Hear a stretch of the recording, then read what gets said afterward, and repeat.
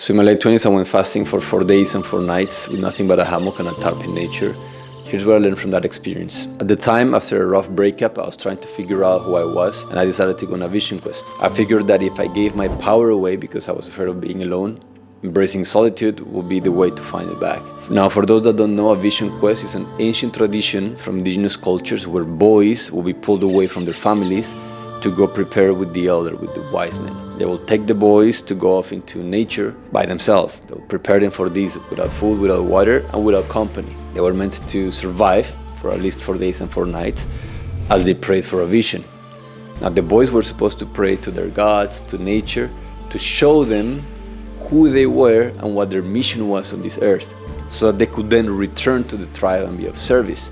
And it was said that if a boy did not find a vision, it was best for him not to come back. And many never came back, because an immature, directionless male will eventually become a parasite and a curse to the tribe. Now, I'm certain that in today's world, the lack of initiation among males is what has us full with so many boys in adult bodies. And elder once told me that only a man who lacks meaning is consumed by pleasure and power. And these men are usually the ones that end up destroying all that is feminine. The earth, the women they date, and their own hearts. Anyways, back to the story. I packed my bags and I went to the south of France to a nature reserve where a shaman prepared me to go through this process for 4 days. And during my vision quest, I noticed a few things. First, how dopamine addicted I was, how hard it was for my mind to be still and for me to relax. But with nowhere else to go and nothing else to do, one thing started to happen, and it was that I started to feel all the emotions that I had been numbing with work, with alcohol, with sex.